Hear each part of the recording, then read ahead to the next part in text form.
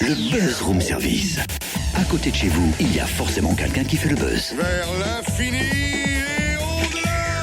Comme un ouragan qui est passé sur moi. Là. Totem, Quoi? tu ne vas quand même pas encore chanter sous prétexte que c'est une semaine spéciale de Voice Tour sur Fréquence Plus? Mais pourquoi pas? Laissez libérer mon talent. Écoute ça. Comme d'habitude. Ouais, bah ne prends pas trop l'habitude non plus, hein. Attends, j'en ai d'autres avec comme. Aïe. Il y a comme toi. Oula, je l'ai pas du tout celle-là. Comme toi, comme toi de Goldman. Ouais. Ou aussi comme oula. Come back, baby, come back. Voilà. Mais Ça vient d'où, Come Back Baby Come Back? je sais plus le nom du groupe. C'était les Worlds Apart? Non. Ah, parce que c'est pas l'air, hein. Non, c'est pas les Parce Worlds que Apart. les Worlds Apart, c'est Non. Baby come back, Ah, mais moi, je back. pensais pas à celle-là, Won't moi. you please come back? Je pensais à des chansons des Stay the night, Ah. hold me right together. Et ça m'explique pas pourquoi autant de chansons avec comme. Ah, parce que tu m'as dit aujourd'hui dans le buzz c'est musique avec comme. Oui, t'as bien compris, musique avec comme, pas comme de The Voice. Ah ok, donc j'ai l'air malin avec mes chansons commençant par comme. J'avais bossé le truc. C'est comme ça, la la la la. Et ça va, un poète camembert. Et puis depuis quand en 2015 quelqu'un dit poète camembert à l'autre? J'aimerais bien le savoir.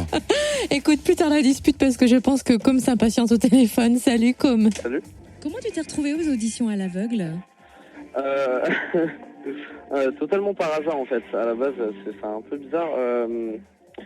Comment dire, je rentrais de soirée, j'étais en train de me reposer dans le studio de potes qui répétait et je descendais à la cafette pour essayer de me réveiller, me prendre un petit café et au final, il y a des mecs qui m'ont repéré dans le studio, qui m'ont dit écoute, on est en train de passer les auditions pour The Voice, est-ce que ça t'intéresse?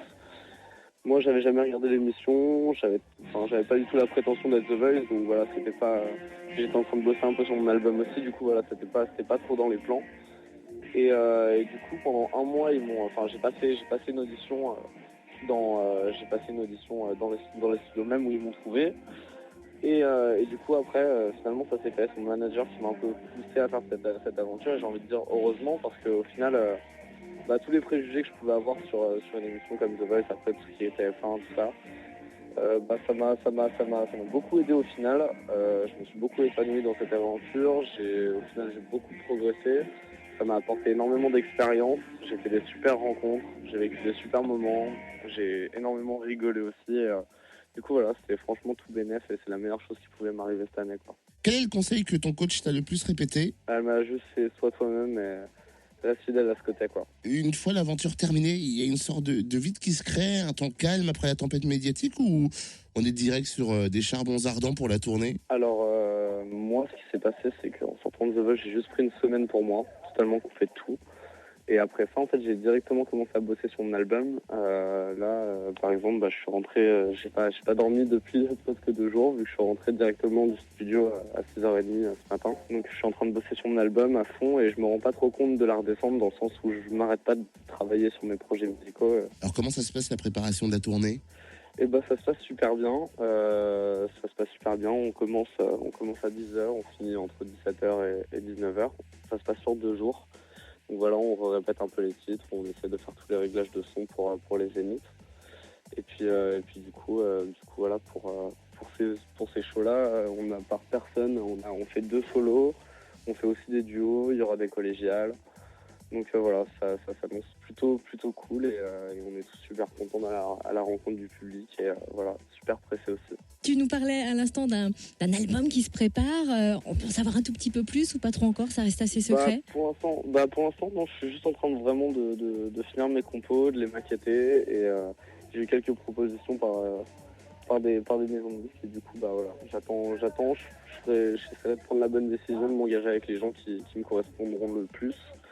Et voilà, pour l'instant, je me concentre uniquement sur la composition et sur mon univers et essayer de voir quel titre je peux emmener sur ce premier album, quoi. Alors un peu de patience pour nous. Et il y a un petit côté Michael Jackson en toi. Il paraît que tu as le syndrome Peter Pan. Ça sort d'où, ça? D'une interview où tu disais que Jennifer était un peu une femme enfant et que tu partageais avec elle le syndrome Peter Pan. Je suis pas très sérieux dans ce que je fais et en même temps, y a des moments où je pète complètement des câbles parce que j'en ai besoin. Et ouais, je suis un grand gamin dans le fond. Et, ouais, non, mais j'ai dit ça un peu. Enfin, je sais pas dans quel contexte c'était exactement. D'accord. Donc, il faut qu'on se c'est cotise vrai, pour te mais c'est racheter vrai. Neverland, quoi. Alors, une dernière question, parce qu'il faut que tu repartes en répète. Quel est le cadeau ou le message le plus fou ou insolite que tu as reçu d'un ou d'une fan? Le plus fou, insolite, non, j'ai rien reçu encore vraiment jamais de truc enfin, je sais pas. Enfin, rien de spécial. Ah, ok, c'est bon, je vois très bien où tu vas en venir. Mais non. Ah, si. Pas du tout. Non, mais alors ça, c'était aussi super sorti de son contexte. Non, mais... non. C'était juste pour savoir. Non, Non, il n'y avait pas cette arrière-pensée. Jamais essayé. Juste pour info, Alors, c'est quoi? toutes ces confidences sortaient d'une interview Paris Match, l'histoire du syndrome Peter Pan. Et alors, le cadeau le plus improbable qu'il a reçu, on va balancer, c'était une petite culotte, mais en règle générale, il reçoit plutôt des fleurs. Très bien. Eh ben, merci beaucoup. Comme en tout cas, on le retrouve sur la scène du Zénith de Dijon pour The Voice Tour le 5 juin, à côté des autres candidats, les autres 7 talents de The Voice. Des places à gagner dans Génération Hit cette semaine entre 16h et 21h. Et demain, David Thibault, alias le nouvel Elvis, sera dans le buzz.